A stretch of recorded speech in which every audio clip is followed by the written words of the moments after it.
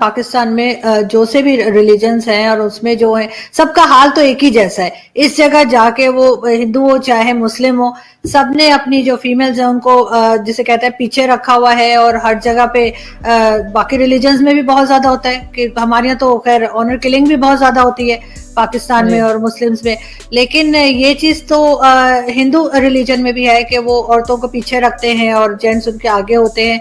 तो उसमें आपको लगता है कि कुछ इनको माइंड को चेंज करना पड़ेगा, बात करनी पड़ेगी और इस तरह के टॉपिक्स को उठाना पड़ेगा। और आप जैसे लोग हैं जो इस तरह की वर्कशॉप्स कर सकते हैं, लोगों से बात कर सकते हैं, लेकिन क्या आपको बात करनी दी जाएगी?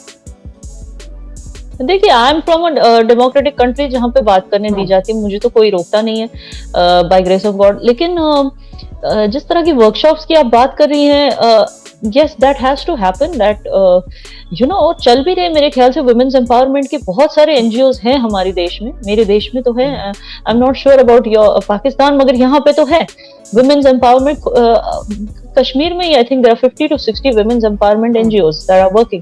So and definitely and if you talk about Kashmiri society, यहाँ पे education के मामले में we are quite we are one of the most literate states, erstwhile state I would say. We are one of the most literate places in India. See, and when you talk about other religions, मैं ये बताऊंगी कि see उनका क्या हो गया है कि they don't follow any religious laws, ठीक है ना। दे फॉलो जो बाकी जो रिलीजन्स हैं मेरी कंट्री में, जैसे कि हिंदूज हैं, Jains, Buddhists, they follow only the Indian laws. And Indian laws में जैसे कि सती अबॉलिश कर दिया, बहुत सारी चीजें उन्होंने अबॉलिश की जो औरतों के हित के अगेंस्ट थी, उनके इंटरेस्ट, उनके बेनिफिट के खिलाफ थी। बहुत सारी ऐसी चीजों को उन्होंने, by the way caste system भी अबॉलिश किया हुआ है। आर्टिकल 15 के हिसाब से किसी को भी आप कास्ट की वजह से डिस्क्रिमिनेट नहीं कर सकते। तो क्या है कि बाकी रिलीजन्स जो है वो फॉलो करते, लेकिन Islam, why am I highlighting Muslim women, क्योंकि जो मुस्लिम्स हैं वो अभी तक शरिया में ही यकीन रखते हैं। काफी हद तक उनका पहला डिसीजन या उनका पहला कोई भी जो आउटलुक है वो शरिया बेस्ड होता है। तो इसके लिए मैंने हाईलाइट किया कि जिस दिन यूनिफॉर्म सिविल कोड की बात हो रही है हमारी कंट्री में, जैसे धीरे धीरे जो चीजें मुस्लिम औरतों के खिलाफ थी, वो जैसे ट्रिपल तलाक, ये सारी चीजें उन्होंने अबॉलिश की है। लेकिन जिस दिन यूनिफॉर्म सिविल कोड आ जाएगा तो तब ये होगा कि everybody including Muslims will have to follow only the national laws. तो I think that will make a big difference, क्योंकि एटलीस्ट कम से कम जैसे कि बहुत जल्दी शादी कर लेना लड़कियों की, See, that's not allowed in our law, Indian law. मगर ये लोग अपने शरिया के हिसाब से, कई सारी कम्युनिटीज हैं, I am not talking Kashmiris, Kashmir में ऐसा नहीं होता है, generally women marry it, but I am talking about small community, many parts of India there are, जहाँ पे मुस्लिम मेजोरिटीज हैं, छोटे छोटे गांव हैं, छोटी एरियाज हैं जहाँ पे there are Muslim majority, and they वो आपस में 16 साल 17 साल की उम्र में लड़कियों की शादी कराते हैं, उनको सिर्फ कुरान खानी पढ़ाते, उनको स्कूल नहीं भेजते। ये सब होता है because they are only following sharia. When they start following the national laws like all other religions in our country, फिर उनके साथ ये, इसके लिए मुझे लगता है कि हिंदूज का ये मसला था, लेकिन वो आगे बढ़े हैं क्योंकि जब से हमारे लॉज बने हैं, कॉन्स्टिट्यूशन बना है, तब से ये they are on the forefront as compare to Muslim girls.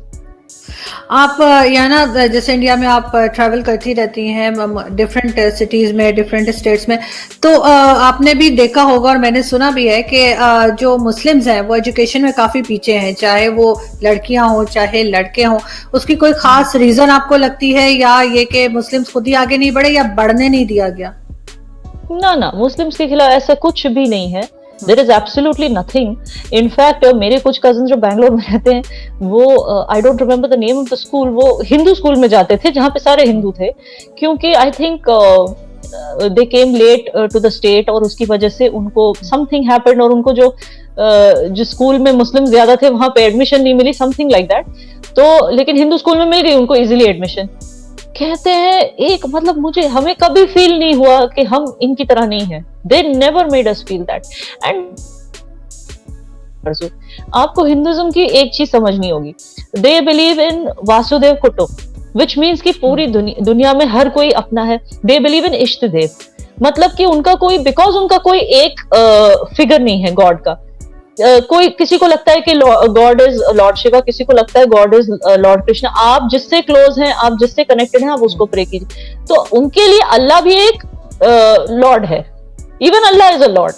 तो उनको कोई फर्क नहीं पड़ता आप किसको प्रे करते हैं। ये चीज ज्यादा मुसलमानों में इंटॉलरेंस देखी जाती है कि नहीं नहीं, वो तो अल्लाह को प्रे नहीं करते, वो काफिर हैं, वो तो बुतों को प्रे करते हैं, उनके तो इतने सारे गॉड्स हैं। मतलब इस तरह की चीजें मुसलमान कम्युनिटीज में सुनी पड़ती है। आई एम टॉकिंग अबाउट थोड़े से जो अनएजुकेटेड टाइप के मुस्लिम्स हैं वो। Otherwise Muslims are also very tolerant in India, ऐसा कुछ नहीं है। बट आई एम सेइंग कि ये इंटॉलरेंस अगर कहीं है तो फिर भी मैंने देखी है मुस्लिम कम्युनिटीज, उनकी इसमें इंटॉलरेंस की कोई बात ही नहीं आती, क्योंकि हर किसी का अलग इष्ट देव है, तो उन्हें क्या फर्क पड़ता है अगर आपका इष्ट। हेलो एवरीवन, हमारे चैनल पे आप सबका स्वागत है। अगर आपने अभी तक हमारे चैनल को सब्सक्राइब नहीं किया है, जल्दी से कर दीजिए